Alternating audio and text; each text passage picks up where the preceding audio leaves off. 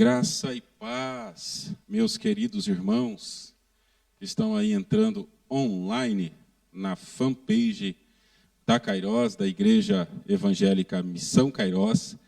Nós estamos começando, nesse momento, uma live, um bate-papo, assim como nós já fizemos em outras semanas, bate-papo sobre depressão, bate-papo sobre o coronavírus, a pandemia e as profecias a respeito do final dos tempos. E hoje nós estamos retomando, ficamos 2 semanas aí sem fazer lives, e elas eram as sextas-feiras, excepcionalmente essa semana estamos fazendo às quintas. Nós estamos retomando aí com essa live, cujo tema você já deve ter visto aí no Instagram, no Facebook, é Desigrejados. E eu tenho aqui ao meu lado o presbítero Robertson, conhecido aí já no Facebook, Instagram, nas redes sociais, e que congrega com a gente aqui, na Cairós. E quero assim, dar as boas-vindas. E, Robertson, eu vou já, eu sei que tem pessoas entrando ainda, mas eu vou pedir que você dê uma saudação inicial aí para as nossas pessoas e que você já use os seus primeiros 10 minutos, como a gente combinou, para falar sobre o tema Desigrejados. Enquanto isso, eu já vou entrar aqui no Face, já vou ver se tem alguma pergunta, algum comentário na nossa página, ok? Fica à vontade, meu querido.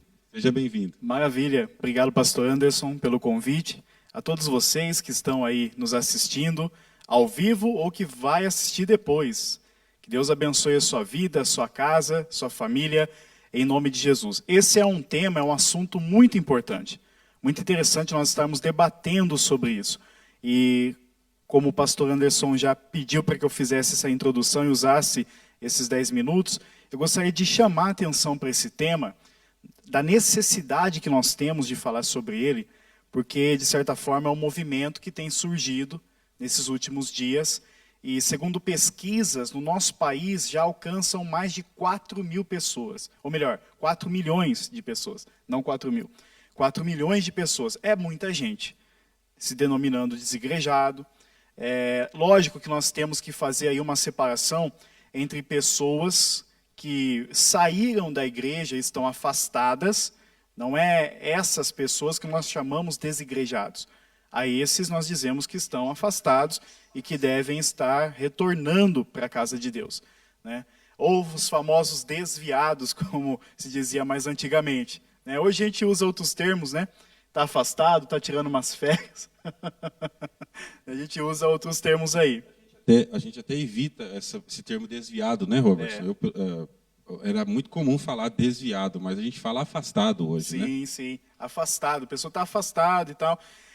Até mesmo porque a pessoa que está desviada, afastada, ela nem gosta de ser chamada assim. Eu já estive nessa condição e posso falar por mim mesmo. Então a pessoa se sente como se você estivesse dizendo que ela não tem Deus e você tem. É mais ou menos assim. Então, o desigrejado não é essa pessoa. Desigrejado é aquele que, por algum motivo, ele, de repente, se machucou, se feriu com a instituição, ou se rebelou contra a instituição, a organização religiosa, cristã, evangélica, que seja, e ele simplesmente não quer mais fazer parte dessa denominação, e muitas vezes não quer se submeter a lideranças e congregar, e ele nem vê mais a necessidade de congregar. Muitas pessoas dizem, não tem essa necessidade, não tem esse porquê de você estar numa igreja, sob uma liderança, com institucionalização, com templo, com CNPJ, com tudo certo. Não há essa necessidade. Afinal de contas, Jesus diz que onde houver 2 ou 3 reunidos no nome dele, ali ele se manifestaria, estaria presente.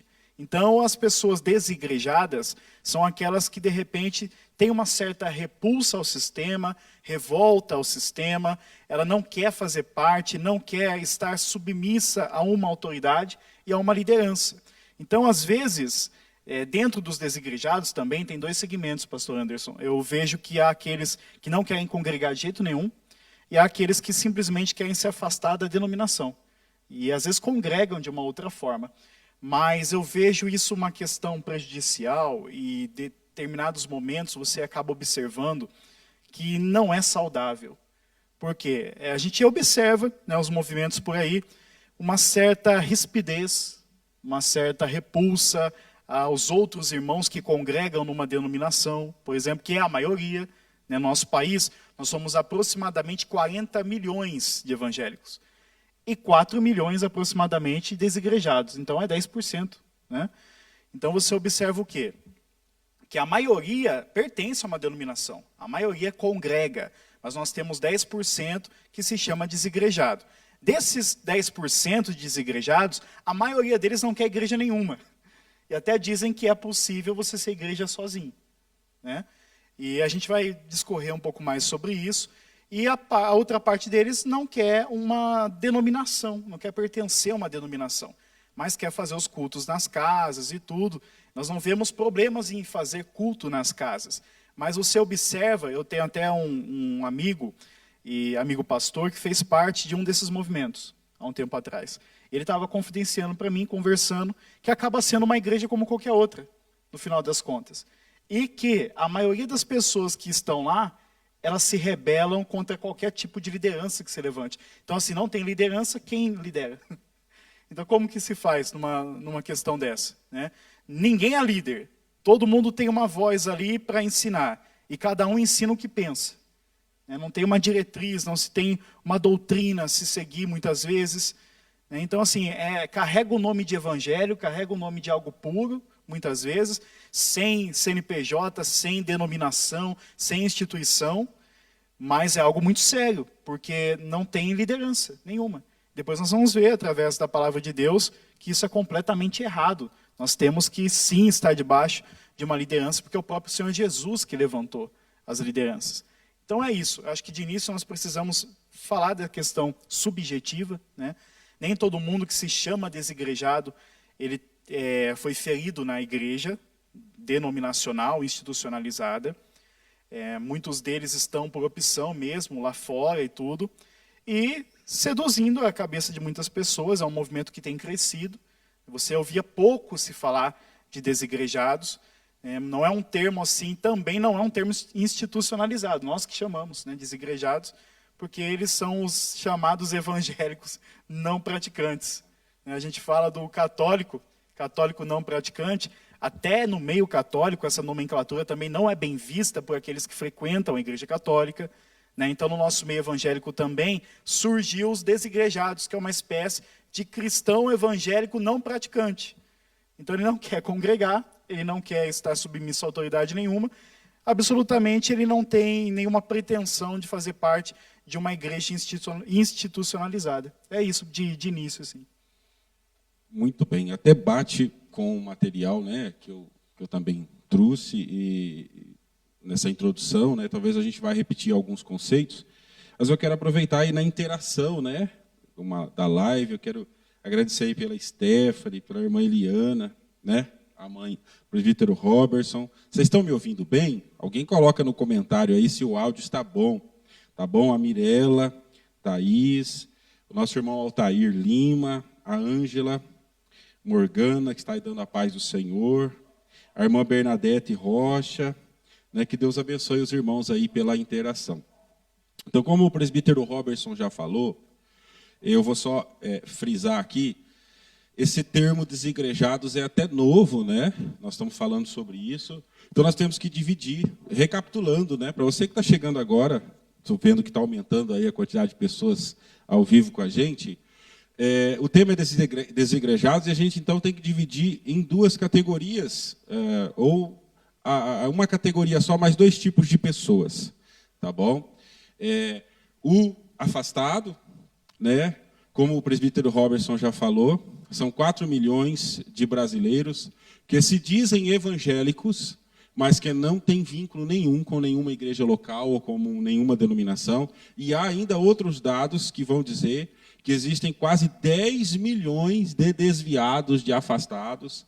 Então, esse primeiro ponto que já foi colocado, eu sei que eu estou repetindo, mas a gente aprende por repetição e por confirmar aquilo que o conceito que já foi passado, né? Então, tem aquele que não frequenta mais uma igreja evangélica, mas ele não abandonou os princípios de fé evangélica. Tanto é que se você perguntar para ele, qual é a sua religião? Eu sou evangélico. Mas e qual igreja você congrega? Eu não congrego em nenhuma igreja. Então, dentro desses desigrejados, tem as pessoas que foram magoadas por lideranças, pessoas que foram, enfim, tantos motivos, foram humilhadas, foram pisadas, e a gente não está dizendo que esse motivo não é um motivo legítimo, né? Mas dentro desse movimento desigrejado, há pessoas, como o presbítero Robert já colocou, mas que têm, na verdade, uma filosofia, uma pregação. Eu até trouxe aqui, Robertson e queridos irmãos que estão conosco, eu trouxe aqui, eu vou ler para vocês, né, para que vocês vejam, observem, estou abrindo aqui esse texto, algumas teorias ou teologias, vamos chamar assim, algumas ideias que os desigrejados defendem. Então, agora nós não estamos falando daquelas pessoas que estão chateadas, afastadas, que desanimaram da fé. Nós estamos falando de pregadores, entre aspas, que defendem a filosofia dos desigrejados. Então, o que eles defendem? Primeiro, que Cristo não deixou qualquer forma de igreja organizada e institucional. Essa é a teoria, vamos dizer assim, entre aspas, a doutrina dos desigrejados. Olha, Cristo não deixou nenhuma igreja organizada e institucional. 2, que já nos primeiros séculos os cristãos se afastaram dos ensinos de Jesus, organizando-se como uma instituição, criando estruturas, inventando ofícios. E a gente vai ver que, na verdade, não é assim, porque a maior instituição cristã que existe é do 3º século, né? E não do 1º século. 3, eles defendem, né, que apesar da reforma ter lutado contra a corrupção, os protestantes estão cometendo os mesmos erros da instituição cristã que você já conhece, a Igreja de Roma. 4, os desigrejados defendem que a igreja, a verdadeira, não tem templos, ela não precisa de cultos regulares, ela não precisa de tesouraria, hierarquia, ofícios, ofertas, dízimos, nada disso. 5, os desigrejados, agora eu não estou falando, então, repetindo, né, daqueles que estão desigrejados, porque estão afastados da igreja, mas não voltaram para a idolatria, ainda são evangélicos, mas não frequentadores, mas esses que são contra a igreja. Eles condenam, eles falam contra a igreja local, a organização igreja. O 5º ponto, de acordo com Jesus, onde estiverem 2 ou 3 reunidos, ali está a igreja, e eles usam como base Mateus 18, né? Só que essa concepção de Mateus 18 é tipo assim, ó, se tiver 2 ou 3 ditos cristãos numa cafeteria, eu uso agora a aplicação de Augustus Nicodemos, né? Se eles estiverem no France Café, por exemplo, tomando um cafezinho e discutindo coisas espirituais, um exemplo que ele dá, que eu estou repetindo, né? Tipo, quais lições espirituais que a gente pode tirar do filme Livro de Eli, por exemplo? Para os desigrejados, isso aqui já é igreja, tomando um cafezinho, batendo um papo, né? Para alguns aí, né? Enfim. E 6º e último ponto que eu queria colocar, que digamos assim, é o que os desigrejados defendem, e depois nós vamos estar comentando e refutando isso, né? Falando qual é a verdade sobre isso, né? Que a igreja, como organização humana, ela tem falhado e caído em muitos erros, pecados, escândalos e prestando um desserviço ao evangelho. Bom, tanto o Nicodemos, que é o autor desse texto, como eu, você, a gente concorda que tem muita verdade nisso daqui. Que a instituição igreja, ela tem falhas, ela tem caído, né?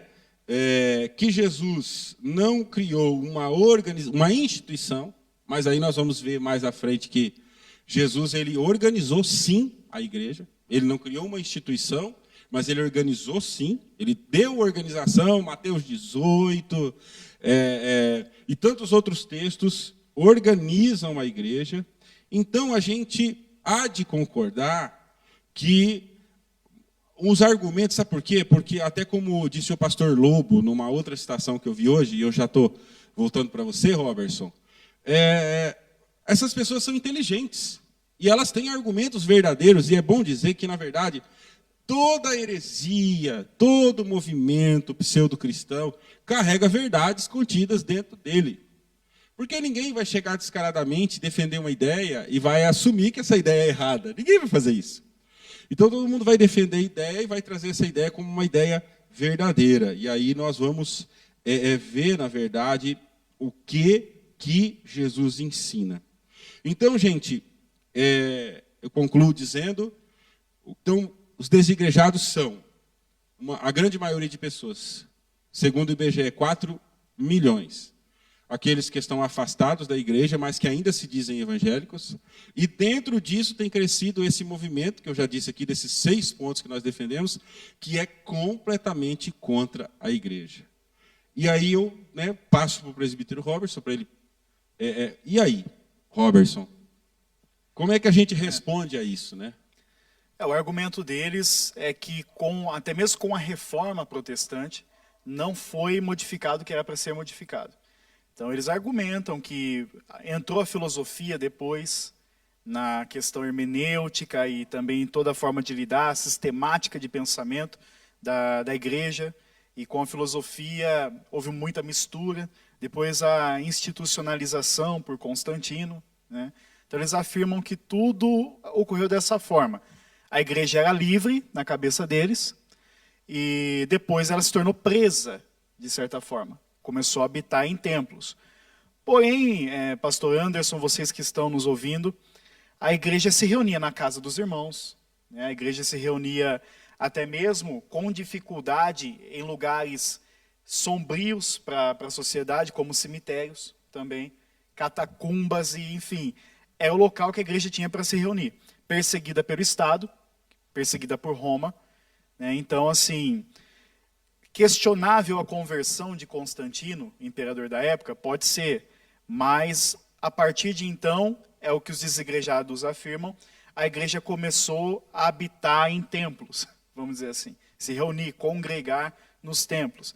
Então isso é errado para eles, porque Jesus deixou a igreja livre, né? Nem de cristãos se deveria ser chamado, os cristãos da época deveriam ser chamados, né, de cristãos, nem disso deveria, melhor colocando. Como eles eram livres, eram os do caminho, né? Então, assim, é o que eles sempre afirmam. Porém, nós sabemos que não dá para ser igreja sozinho. É a maior questão, talvez, maior dúvida, talvez. Dá para ser igreja sozinho? Dá para você ser um cristão sozinho, isolado, né? É complicado. A questão da salvação, nós sabemos que ela independe de número de pessoas, ela independe de ajuntamento solene, ela independe disso. A salvação não é coletiva, vamos dizer assim. Ela é de um grupo, a igreja sim, de uma forma, se você analisar a igreja como o corpo místico de Cristo, como nós dizemos, cada um dos crentes forma um corpo de Cristo, que é a igreja. Ok, na coletividade é assim. Na individualidade é que a salvação se dá, porque filho de crente não é crentinho, né, precisa ter um encontro pessoal com Jesus. Marido de esposa crente que não é crente precisa ter um encontro com Jesus. E por aí vai. Então, nesse aspecto, a salvação tem o seu lado pessoal, de uma fé determinada por aquilo que a pessoa teve de encontro com o Evangelho, com Cristo. Então, assim, os desigrejados dizem que a partir daí dá para você se tornar uma pessoa livre da denominação, da institucionalização, e você ser crente na sua casa, orando no seu quarto. Bem, nós sabemos que a fé cristã ela é mantida em qualquer ambiente. Não só no templo, não só na institucionalização de um templo, não só numa igreja com CNPJ, mas na sua casa, no seu trabalho, com a sua família, na sua escola, aonde você for, a fé cristã se manifesta. Amém. Só que como fica a coletividade? Como fica, então, esse próprio corpo que nós estamos inseridos? Como que fica a denominada igreja? Porque o próprio termo igreja já denota uma assembleia, né? Uma assembleia de pessoas que se reúnem. São chamados para fora? São, mas é uma assembleia de pessoas. E você não vê nenhum exemplo bíblico no Novo Testamento, já que estamos falando de igreja, e até mesmo no Antigo, né? Não foi bom se isolar, não foi bom para Elias se isolar, por exemplo. Não era bom para ninguém se isolar, mas nenhum exemplo do Novo Testamento, você não vê nenhum texto onde alguém decidiu ser crente por si mesmo, sozinho, e perseguiu essa ideia até o final. Não teve. nem no início da sua vida, da sua conversão, da sua vida com Deus, e nem até o final da sua vida, da sua existência. Então nós sempre vemos coletividade. Jesus nunca enviou alguém sozinho. Quando ele enviou a grande comissão, foi de 2 em 2. Né? A Bíblia diz que é melhor ser em 2 do que 1, porque quando um cai, o outro levanta. Então essa ideia de que você pode ser um cristão genuíno sozinho, ela é um pouco complicada, parece estranha até. Se você observar que o cristianismo tem como padrão e premissa principal como mandamento de Deus, o amar a Deus acima de todas as coisas e o próximo como a si mesmo. De que nós temos como bandeira o amor, a empatia, o sentir pelo outro, aquilo que eu gostaria que sentissem por mim, que fizesse pelo outro o que eu gostaria que fizessem por mim. Então, como que você fala de igreja, de corpo de Cristo, de comunhão, né, de companheirismo, de mesa do Senhor sozinho? Não tem essa possibilidade. Então, quando nós olhamos, o pastor Anderson citou, mencionou o texto de Mateus 18, que vamos dizer assim, é o texto áureo dos desigrejados, principalmente esse versículo, né, onde houver 2 ou 3 reunidos em meu nome, Jesus disse, ali estarei no meio deles, só que há um contexto. Há um contexto nesse texto. Então nós não podemos ignorar o contexto desse texto. Jesus, já se referindo à igreja, ele fala ali de uma coletividade. O próprio texto já diz onde houver 2 ou 3, não 1. Se tratando de igreja. Né? Não fala de você fechar a porta do seu quarto e orar, como Jesus mesmo já disse. Quando vocês forem orar, entra no seu quarto, fecha a porta, ora em secreto. Amém. Mas quando fala de comunhão e quando fala de igreja, onde houver 2 ou 3, já não dá para ser sozinho. Né? Nós podemos até questionar se de repente é necessária a organização, e nós vamos falar um pouco disso também. Por que a organização existe? Por que existem os padrões como existem hoje, principalmente aqui no Brasil, já que nós somos brasileiros, o CNPJ da igreja, tudo certinho, né? Tem que ter uma contabilidade, tem que estar inscrito, tem que ter um nome ali, uma razão social, enfim. Por que é equiparado como se fosse algo empresarial? Por que a necessidade disso? Então nós vamos também discorrer um pouco sobre isso, porque você observa que as pessoas que estão em grupos, que elas não estão submissas a nenhuma autoridade, ou que elas de repente estão se reunindo em prol da pureza do evangelho, que não demora muito para sair uma rebelião, que não demora muito para alguém ofender o outro, que não demora muito para alguém mostrar aspereza diante de alguma situação. É isso que a gente tem observado com pessoas que já participaram desses grupos, em dizer, olha, no começo é até tudo legal, só que depois começa a se manifestar um certo ódio à denominação, qualquer que seja ela. E a qualquer crente que faça parte de uma denominação assim. Aí ele é zombado, aí os pastores são tidos como falsos profetas, ou como pessoas que só querem dinheiro da igreja. Né? Então aí que surge o lado negro disso aí. Enquanto está no início, é bonito. Só que eles são unânimes em dizer, sempre há uma divisão, sempre há um lado em que as pessoas se revoltam contra o sistema. Então acaba sendo os desigrejados, no fundo, um reduto de pessoas revoltadas com um determinado tipo de sistema. Então, assim, nós cristãos não somos chamados a essa revolta. Né? Nós somos denominados protestantes, nós cristãos evangélicos, porque nós protestamos contra as heresias lá do passado. Nós somos fruto, nós aqui que estamos aqui, somos fruto de uma reforma que não ocorreu do dia para a noite. De que Deus levantou pessoas com propósito e já vendo que algumas coisas estavam erradas, para retorno às Escrituras, para retorno à doutrina saudável, para retorno a só Cristo como único mediador entre Deus e os homens, para retorno à comunhão pura também. Então, assim, não é uma questão de você ser crente para si mesmo. Penso que isso seja estranho e, para mim, impossível. Muito bem. Louvar a Deus aí pela vida dos irmãos que estão online conosco. O nosso irmão Daniel Favoreto, ele comenta, os desigrejados esquecem dos sacramentos imperativos de Cristo, o batismo, a Santa Ceia. Impossível fazer batismo e ceia de forma solo, digamos assim, né? E isso só se dá dentro de uma organização institucionalizada. Alguém precisa ministrar esses sacramentos, né? Então, muito bem colocado, muito bem acrescentado aí pelo irmão Daniel Favoreto. Um abraço, Daniel.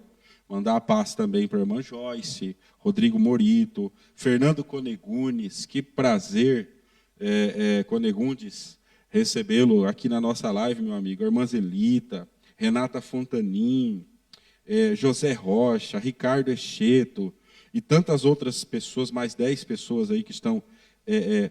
bom, mas uma satisfação estar recebendo os irmãos.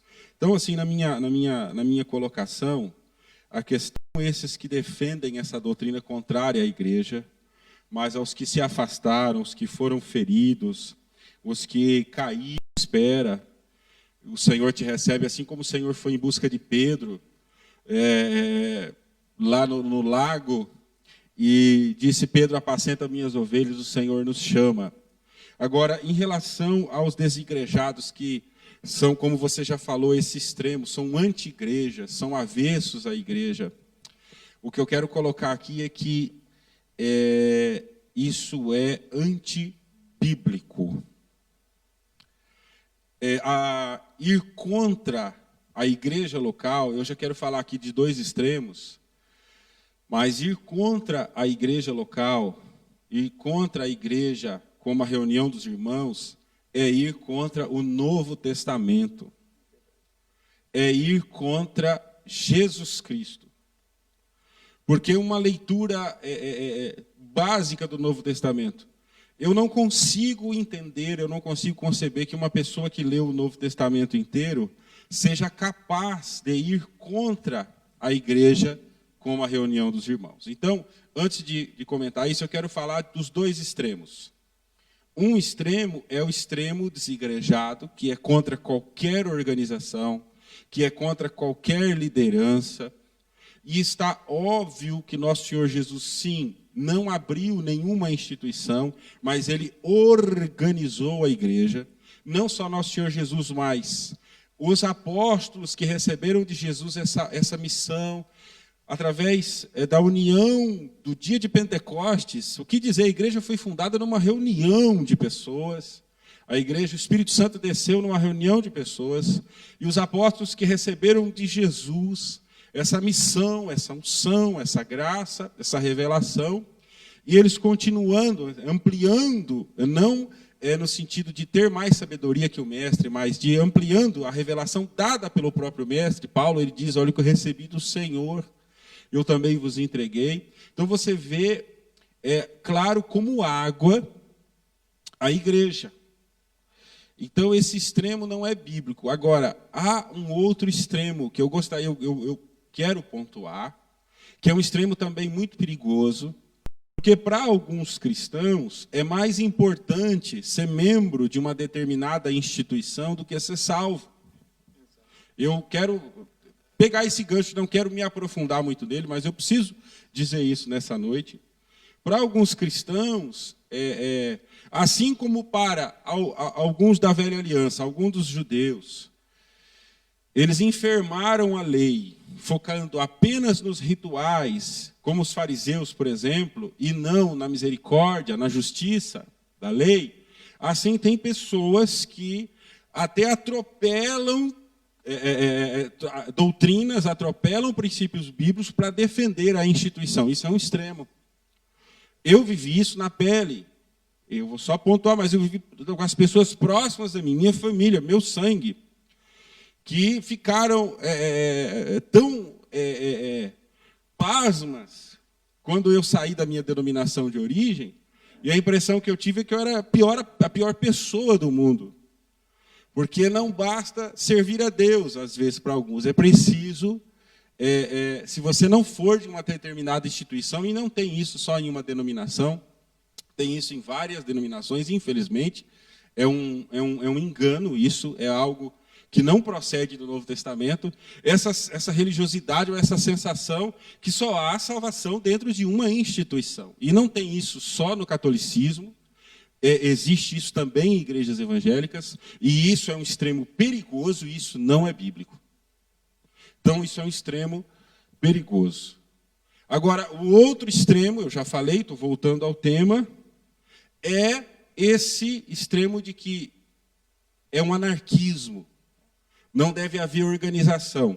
Então, acho que eu vou deixar a gente entrar no Novo Testamento para um terceiro ponto, e eu quero comentar a questão da organização. Como o Robertson já comentou, vamos supor que nós vamos ser um grupo que não aceita CNPJ, que não aceita uma denominação, um nome, e aí a gente vai se reunir numa casa. Bom, para a gente se reunir numa casa, a gente vai ter que estabelecer o dia e o horário. Como é que a gente vai se organizar para estabelecer o dia e o horário?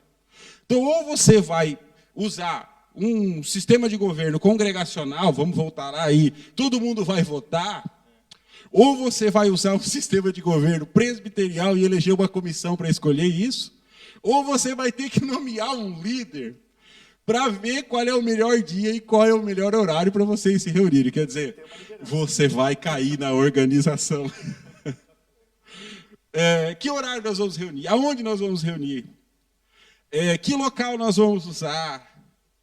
Então, assim, a organização... Gente, toda e qualquer organização que envolve, toda e qualquer reunião humana vai precisar de ordem.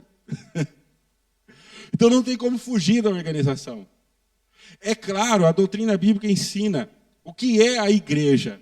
A igreja é a reunião dos irmãos, em torno da doutrina, da palavra, do nome do Senhor Jesus. É óbvio, nós entendemos, a igreja não é esse prédio, a igreja não é a denominação Kairós, a igreja é o povo de Deus, a igreja é a reunião dos irmãos. Só que tem uma coisa, eu sempre brinco aqui, e eu já concluo, né? Eu sempre brinco aqui, a gente sabe que a gente poderia se reunir e deixar de se reunir para estudar as Escrituras, para orar, para estimular os irmãos às boas obras, para cuidar, isso não é opcional, nós vamos falar do Novo Testamento, acho que no terceiro e último bloco. Isso não aceitar isso, é ir contra o ensino da Escritura. Mas assim, a gente poderia, tem um mercado aqui, tem um supermercado aqui na esquina de baixo do nosso templo. E esse mercado ele tem uma cobertura, Robertson. E eu sei que, por exemplo, eu poderia reunir os irmãos debaixo daquela cobertura, se o dono do mercado deixasse, e fazer ali reuniões de oração, de estudo bíblico, de louvor, e o Senhor ia receber do mesmo jeito. Sem CNPJ, sem um templo, a gente poderia reunir ali as pessoas e orar, e, enfim, e a glória do Evangelho, do poder de Deus ia ser o mesmo. Mas às vezes eu pergunto, eu já comentei isso aqui na igreja, as pessoas iam querer se reunir num lugar assim, sem nenhuma estrutura, total ausência de estrutura? Chuva, frio, ausência do banheiro. Os pais se reuniriam nesse culto, né? Iam deixar suas crianças soltas ali na calçada. Então, na verdade, me parece, Nicodemos ele cita isso, eu sou obrigado a concordar, me parece que no coração do movimento desigrejado está, na verdade, uma rebeldia. Que não quer prestar contas de nada, que quer viver o cristianismo como bem entender, né? Mas é uma coisa certa e fora, eu acredito, fora de discussão, a não ser para quem realmente não queira aceitar. É necessário um mínimo de organização. É necessário um mínimo de estrutura. Então, se a questão é só a instituição, para mim ser salvo, eu preciso ser membro de uma instituição religiosa, eu sei que não.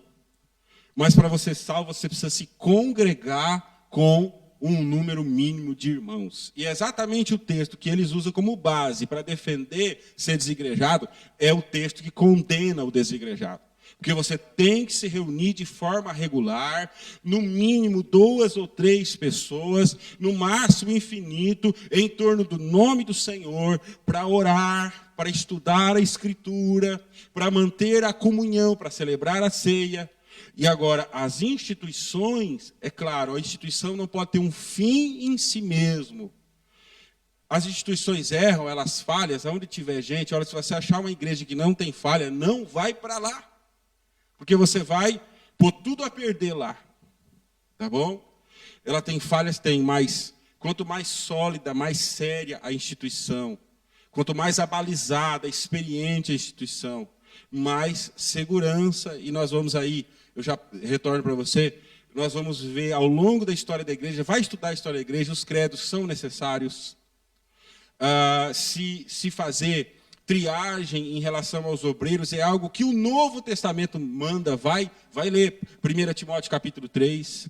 Quer dizer, então, a instituição, a denominação CNPJ, eles ainda não existiam no Novo Testamento. Mas a organização da igreja, ela sempre existiu. Ela existe no ensino de Jesus, ela existe em Atos dos Apóstolos. Então isso é indiscutível. Quem lê Bíblia vai chegar à conclusão de que ser igreja é se congregar. Tem a vida devocional, pessoal? Óbvio que tem. Mas ser igreja é se congregar. Então quem condena o ato de congregar é antibíblico, está contra o Novo Testamento e está contra nosso Senhor Jesus Cristo. E vale ressaltar que Jesus, pastor Anderson, não era desigrejado. Exatamente. Jesus não era desigrejado. Por quê? Ele foi expulso da sinagoga, ele ia na sinagoga. E esse exemplo do textual de Mateus 18, que é o textual dos desigrejados, ele tem todo um contexto de Jesus falar acerca da igreja já. A igreja nem estava inaugurada, vamos dizer assim, mas ele já estava falando da igreja. Porque o que Jesus está tratando lá é o seguinte, ele começa a dizer em Mateus 18, que se você vê um irmão pecando ou em delito, você deve ir sozinho até o irmão e tentar ganhá-lo. Se você não conseguir fazer com que ele se arrependa do pecado que ele está cometendo, que ele deixe o delito que ele está cometendo, você chama mais 2 testemunhas. E você vai até ele. Porque pela palavra de 1 ou 2 testemunhas, você tenta ganhar o seu irmão. Se você não conseguir, Jesus fala o quê? Leva para a igreja. Né? É bom frisar, é Jesus. É Jesus falando. É Jesus. Leva para a igreja. Então, assim, tem a importância da igreja. E ainda assim, se ele não se arrepender e não parar com a sua prática, Jesus está dizendo, considera ele como se fosse um ímpio, alguém que não quer mesmo ser salvo e está alheio a tudo isso. Né? Jesus até usava o termo que é a classe mais odiada da época, um publicano, um pecador, né? Que mexia com o público e geralmente roubava, né, o público, alguém que não queria se converter de jeito nenhum. Irmãos, há alguns textos que nós não podemos ignorar, e eu gostaria muito que um desigrejado respondesse a isso que está na Bíblia. Né? Então, assim, o pastor Anderson falou de Mateus 18, que é o textual, a gente está vendo esse contexto, que Jesus está falando da coletividade nesse contexto, não está falando da individualidade. Né? Nós temos aqui também, os desigrejados falam da falta, que não é necessário, melhor colocando, ter-se um credo, uma confissão de fé. Eles dizem que não precisa de tudo isso.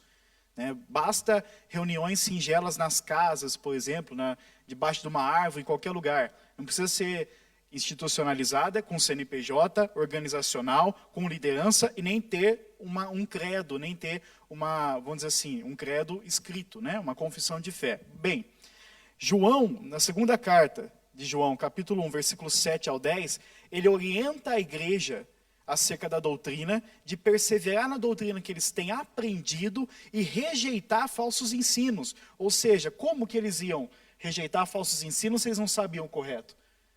É porque tinham algo já posto como fundamento de fé. Havia, de certa forma, entre aspas, uma confissão de fé ali, um credo ali, né, professado entre os nossos irmãos.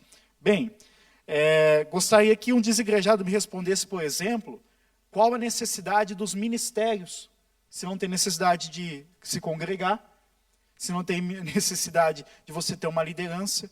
Porque é que em Efésios capítulo 4, eu fiz até uma colinha com os textos aqui, e Efésios 4 eu faço questão de ler. Porque é que em Efésios capítulo 4, versículo 11 e 13, nós vamos ler aqui o que diz, está posto exatamente tudo o que nós temos aqui de ministério e que são liderança da igreja. Veja, olha o que diz. Efésios capítulo 4, nós vamos ler do versículo 10 em diante. Aquele que desceu é também o mesmo que subiu acima de todos os céus, para encher todas as coisas. Ele mesmo concedeu uns para apóstolos, outros para profetas, outros para evangelistas e outros para pastores e mestres. Agora, com qual propósito? Para se reunir, para ficar em casa? Se reunir com a família só?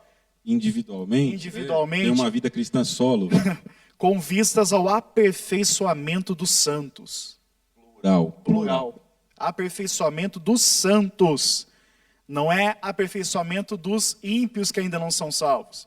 Não é aperfeiçoamento do evangelismo. Por quê? Porque o desigrejado pode pegar um texto desse e falar, mas todos esses ministérios são para ganhar almas lá fora. São, porque todo crente é chamado a ganhar. Todo crente é chamado a evangelizar. Mas não é esse o objetivo principal. É Paulo, é um apóstolo quem está dizendo aqui, é uma autoridade da igreja, que trouxe o fundamento apostólico de base da igreja, dizendo, com vistas ao aperfeiçoamento dos santos, para o desempenho do serviço, para a edificação do corpo de Cristo. Como que é um corpo sozinho, com um membro só? Nós não chamamos corpo só uma mão, nós chamamos parte do corpo uma mão. Uma cabeça, um braço, mas a mão sozinha não é um corpo todo. Aí versículo 13, até que todos cheguemos à unidade da fé e do pleno conhecimento do Filho de Deus, a perfeita varonilidade, à medida da estatura da plenitude de Cristo. Então, como é que fica os ministérios que Cristo dá à igreja? Pastores, mestres, evangelistas, profetas, os apóstolos que trouxeram fundamento da fé cristã. Como que fica se não há necessidade de nada disso? De ninguém que ensine, de liderança nenhuma. Como que fica nesse aspecto? E o outro texto também, que vale a pena nós mencionarmos aqui, são 3 listas que Paulo traz de dons espirituais. Para quê? Os dons espirituais. Para que um dom de profecia se você não precisa congregar?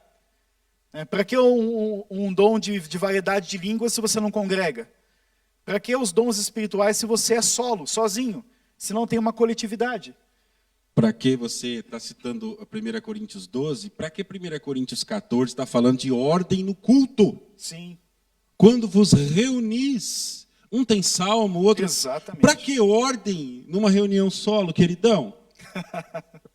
Aí nós temos Romanos 12, versículos 6 ao 8, que diz assim, tendo, porém, diferentes dons, segundo a graça que nos foi dada, se profecia, seja segundo a profecia da fé, a proporção da fé, se ministério, dediquemo-nos ao ministério, ou que ensina, esmere-se no fazê-lo, ou que exorta, faça-o com dedicação, o que contribui com liberalidade, o que preside com diligência, quem exerce misericórdia com alegria. Isso fala da coletividade. Um capítulo inteirinho, que é a primeira carta aos Coríntios, capítulo 12, o capítulo inteiro falando dos dons espirituais. Nós costumamos mencionar 3 listas de dons. Essa em Romanos, que eu disse, e 2 inclusas em 1 Coríntios 12. Há quem diga que até Pedro elencou também nas suas cartas mais uma lista, mas tradicionalmente nós temos 3. E aqui Paulo está falando inteirinho o capítulo, primeiro, do versículo 1 até o versículo de número 11, ele nos fala aqui dos dons, do porquê Deus deu os dons espirituais, né? Ele diz assim, a respeito dos dons espirituais, não quero, irmãos, que sejais ignorantes. Sabeis que outrora, quando eres gentios, deixáveis conduzir-vos aos ídolos mudos, segundo eres guiados. Por isso, faço compreender que ninguém que fala pelo Espírito de Deus afirma anátema ou maldito Jesus. Por outro lado, ninguém pode dizer Senhor Jesus senão pelo Espírito Santo. Ora, os dons são diversos, mas o Espírito é o mesmo. E também há diversidade nos serviços, mas o Senhor é o mesmo. E há diversidade nas realizações, mas o mesmo Deus é quem opera em todos.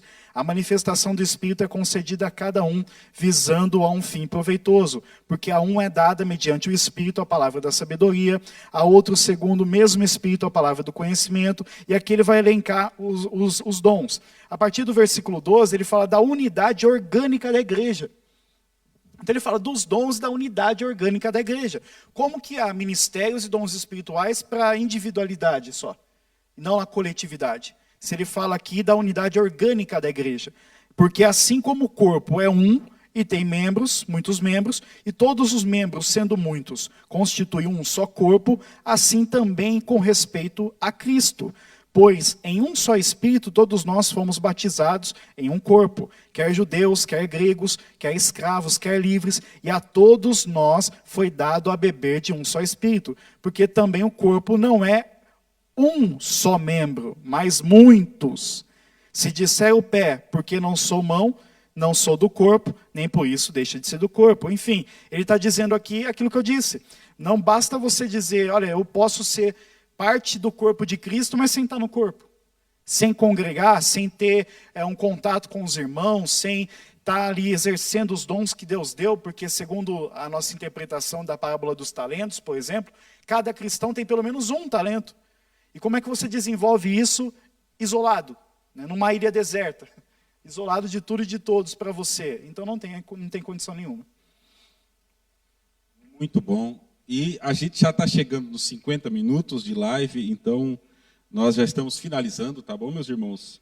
E na minha última, digamos, meu último comentário, estou tentando ver aqui as participações dos irmãos e louvar a Deus pela vida de vocês, né? Que Deus abençoe, irmã Leandra, e tantos outros que estão aí conosco. Peço perdão por não estar conseguindo citar todos. Eu tento entrar aqui no celular para ver, e às vezes, como os comentários vêm em tempo real, eu acabo perdendo algum, mas louvo a Deus pela vida de todos. Queridos, como eu já comentei anteriormente, no extremo de que a instituição tem um fim em si mesma também está errado, porque não é a instituição, não é a denominação, não é o CNPJ que salva, mas nós precisamos de CNPJ, nós precisamos de uma denominação, pelo menos aqui no nosso contexto brasileiro. Eu fico imaginando os irmãos daqui da Cairós, se eles soubessem que o templo que nos abriga, a poltrona onde eles sentam para adorar, estivesse tudo no nome do pastor. Isso não funciona. Então a igreja precisa ter uma personalidade jurídica, precisa ter uma diretoria, um estatuto, ela ter uma organização para a eleição de diretoria, para que isso não fique na mão de uma pessoa só, né? Então, mas se eu disser que é só a minha instituição que salva, eu também estou entrando num extremo perigoso. Por outro lado, se eu disser que eu não preciso congregar, se eu disser que não existe liderança, eu vou contra o Novo Testamento. Então, falando de Novo Testamento, eu concluo as minhas considerações falando pelo menos 3 coisas. Primeiro, a palavra igreja. A palavra eclésia significa reunião.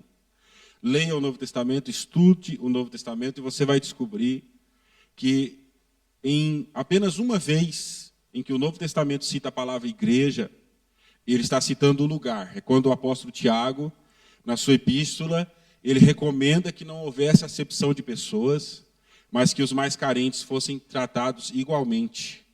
Então ele fala o lugar da reunião, mas esse texto também comprova que havia um lugar onde a igreja se reunia. Todos os outros textos que usam a palavra igreja, eles significam o quê? O que a palavra igreja significa? Reunião. Então, querido, se você não quer reunir, rasga o Novo Testamento. Se você não quer se reunir para congregar, se você não quer se reunir, uma coisa é estar fraco, desanimado, e nós estamos aqui para ajudar você. Agora, se você não quer se reunir, se você não aceita o fato de se reunir regularmente, querido, esse tipo de fé não é a fé cristã, é uma outra fé qualquer. É um pseudo-cristianismo. Porque a palavra igreja é a reunião dos crentes. Eu já citei aqui Atos 2, quando o Espírito desce, ele desce sobre aqueles irmãos que estavam há 10 dias reunidos no mesmo lugar, concordemente, intercedendo, orando. Então, está explícito. Mateus 18 já foi citado, Jesus manda levar o irmão faltante à igreja. E ele diz, onde houverem 2 ou 3 reunidos, estou no meio deles, as portas do inferno não vão prevalecer. Né? Aí você vai para as epístolas, e poderia citar tantas coisas, e o Robertson já sabiamente citou aqui textos maravilhosos sobre declaração de fé, organização da igreja, reunião da igreja, e eu vou encerrar com Hebreus capítulo 10. Hebreus capítulo 10, para mim, não só alerta para que a gente não deixe de congregar, como sintetiza o sentido da palavra igreja, do conceito de igreja, da vivência de igreja. Porque Hebreus capítulo 10, verso 25, vai dizer assim, e não deixemos de nos reunir, não deixemos de nos congregar, como é costume de algum, antes nos consideremos uns aos outros, admoestemos uns aos outros, para estimular uns aos outros a fé, as boas obras. Eu estou parafraseando aqui o texto, não repetindo ipsis literis como está lá. Né? Quanto mais vedes que o dia se aproxima, quer dizer, ele aponta para a volta de Jesus e diz, olha, não deixa de congregar. E o sentido de igreja é o quê? O estímulo, estimulando uns aos outros, né? As boas obras. Então, isso sintetiza a palavra igreja, e eu concluo voltando na citação do Robertson de Efésios, capítulo 4, versículo 11, que Deus deu à igreja, colocou na igreja apóstolos, profetas, mestres, doutores, mas isso, de modo algum, é um clericalismo, não. Ele colocou esses ministérios na igreja para o aperfeiçoamento dos santos, para a obra do ministério. Ora, o Senhor está chamando os santos para trabalhar no ministério.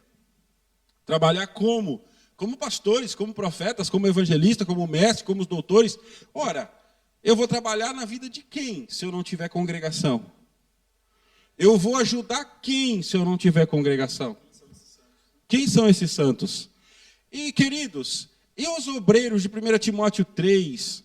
E os presbíteros que Paulo fala para Timóteo, para Tito? Vai ler as epístolas pastorais, queridão. Organize as igrejas, Tito, Timóteo. Estabeleça os presbíteros na igreja. Está aí a irmã Febe, que serve na igreja de Sencreia. E só o fato de igrejas virem no plural no Novo Testamento mostra que há uma única igreja espiritual, mística, o corpo espiritual de Cristo, mas que havia várias igrejas locais. Então, querido, é bíblico, é bíblico. E quem não aceita a Bíblia, não aceita o Evangelho, não aceita nosso Senhor Jesus Cristo. Não é? Então, para que os presbíteros, para que os diáconos, para que Paulo se daria o trabalho de escrever, de orientar sobre isso, se não houvesse uma igreja para ser ministrada, se não houvesse uma igreja para ser organizada? Para que presbíteros, 1 Timóteo capítulo 5, versos 17, 18, 19, para que presbíteros que se afadigam na pregação do ensino, se não há igreja reunida, se não há congregação? Então, querido, se você quiser ser bíblico, você precisa congregar. E se você tem o seu ministério, e esse ministério é sólido, como tantas denominações abençoadas, igrejas históricas, 150 anos de história no Brasil, outras 200, igrejas do movimento pentecostal, já com 100 anos de história, igrejas sólidas. Louve a Deus por essa instituição, ame seus pastores, honre seus pastores, aleluia, glória a Deus. Ajude os seus irmãos. E se você é de uma igreja como nós aqui, uma igreja independente, mas organizada, né? E se você também está num lugar onde não tem CNPJ, né? Não tem um estatuto ainda, mas tem um grupo de pessoas que se reúne, que toma ceia, enfim, eu quero também abrir, porque a gente sabe que há lugares no mundo onde as igrejas ainda estão nas cavernas. Há lugares no mundo onde as igrejas ainda estão escondidas e não dá para ter a organização que a gente conhece, mas o povo está se reunindo, escondido, está congregando, está celebrando o sacramento, está batizando, mas está se reunindo. Então ali tem uma igreja local. Então, queridos, vamos louvar a Deus pela vida da igreja. Então, essas são, na verdade, já as minhas considerações finais. E desculpa aí a gesticulação, porque se me amarrar, eu não consigo falar. E eu passo para o Robertson para fazer suas considerações finais. E depois da palavra dele, nós vamos fazer uma oração e já vamos encerrar essa live. E muito obrigado pela sua audiência, muito obrigado por você estar aí.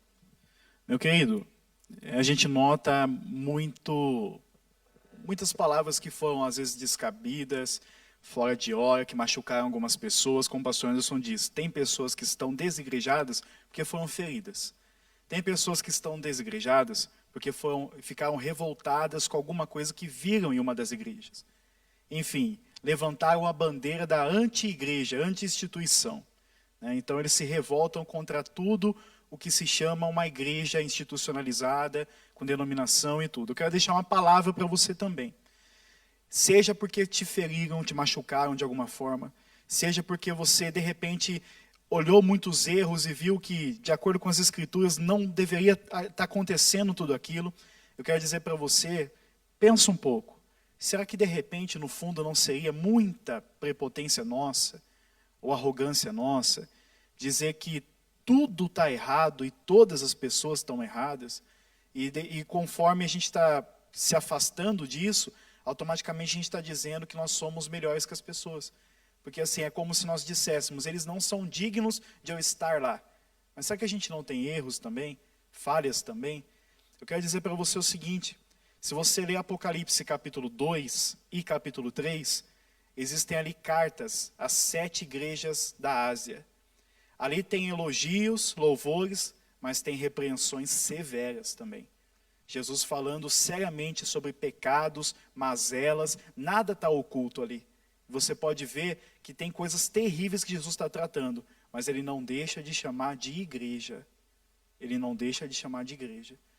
Então, seja a igreja com menos defeitos possíveis, seja aquela que tem mais defeitos, não importa. Ainda assim, a igreja de Jesus, ela tem um Senhor, ela tem olhos como chama de fogo que estão olhando, estão passeando pelas igrejas, que é a presença do Senhor Jesus. Então, você pode perceber que quando a gente está no primeiro amor, a gente não acha erro e problema em nada. Se lembre do seu primeiro amor. Está tudo uma benção. O louvor podia estar desafinado, estava uma benção. O pregador podia ter pregado gritando muito, estava uma benção. A irmã não cumprimentou você no final do culto, tudo estava uma benção. Só que aí passa um tempo, a gente começa a achar erro e problema em tudo. Então, reflita em você e sobre você e o seu caminhar com Deus. Será que o Espírito Santo não é digno de que você mantenha a comunhão com aqueles que Ele ama também e que salvou pelo sangue de Jesus, assim como salvou a sua vida, e de que você também se curve com humildade à comunhão com os irmãos? Será que não é digno o sangue de Jesus de uma melhor atenção na comunhão? É essa palavra que eu quero deixar para você também de reflexão, e assim eu encerro também as minhas palavras, pastor Anderson. Glória a Deus. A pastora Vanusa comenta, é maravilhoso congregar. Como uma família, temos diferença e falhas, mas somos chamados para ser um corpo. Como família, a gente briga também, às vezes. A gente tem tensões. E a gente tem que saber, por amor, a suportar essas tensões e a seguir em frente, né? Uma Leandra Silva comentando. Rodrigo Morito, citando aqui Hebreus 10, 25, Deus abençoe. Eliséber Sampaio está dizendo a paz, meu querido, Deus abençoe pela sua vida. Ângela já citei, Montair, irmã Zelita, irmã Bernadette, irmã Eliana, Fernando Conegunes, a irmã Joyce, Charles de Paula, mandando aí uma paz, Deus abençoe. Daniel Favoreto, né, que Deus abençoe esses amados que estiveram conosco. A irmã Valdirene Espereta, lá de Engenheiro Coelho, ela está dizendo aqui, amo minha igreja, meus pastores e congregar com meus irmãos. E glória a Deus por isso. Ame, eu até vou dar esse conselho, ame a sua igreja, né? Ame, ame, ame. Daniel Favoreto, nós lemos aqui o comentário. Eu creio que estou lendo aqui a maioria dos comentários. Que Deus abençoe, queridos. Muito obrigado pela sua presença nessa live. Eu vou pedir ao presbítero Robertson que encerre orando, né? E assim nós encerramos a transmissão de hoje. Que Deus te abençoe após essa oração, em nome de Jesus. Obrigado por estar conosco, um beijo no seu coração. Também me despeço de vocês, que Deus abençoe, muito obrigado. Compartilhe também, vai ficar gravado aqui, né? Compartilhe com seus amigos, na sua página, vai ser muito abençoador. Vamos orar então, falar com Deus? Pai, nós te agradecemos por essa oportunidade de debatermos um assunto tão importante. Agradecemos ao Senhor pelas vidas que aí estão assistindo e as que ainda vão assistir. Pai Santo, obrigado por congregarmos. Obrigado, Senhor, por sentirmos a Tua graça, a Tua presença e sermos participantes dessa comunhão. Obrigado, Senhor, pelo privilégio da mesa da ceia. Obrigado, Senhor, pelo privilégio de poder contar uns com os outros como família. E a todos quantos foram feridos, machucados por alguma palavra, ou então, Senhor, se escandalizaram com algum erro de alguma instituição. Pai, eu te peço pelo Espírito Santo, no teu agir que ultrapassa fronteiras, telas de celulares, computadores e tecnologias, e está em todos os lugares. Visita cada vida nesse exato momento. Senhor, levanta cada um que está caído, aquele que deixou o primeiro amor e de repente reconhece hoje que tem se escondido em muitos argumentos para não voltar à comunhão e na verdade para não se mostrar de rosto limpo diante da tua presença, para que seja consertado o que precisa, purificado, limpo aquilo que necessita ser tratado e limpo. Em nome de Jesus, Pai, fortalece esse, traz de volta para o teu caminho e para a comunhão da tua igreja. É o que nós te pedimos em nome de Jesus. Amém. Que Deus abençoe a tua vida poderosamente em nome de Jesus.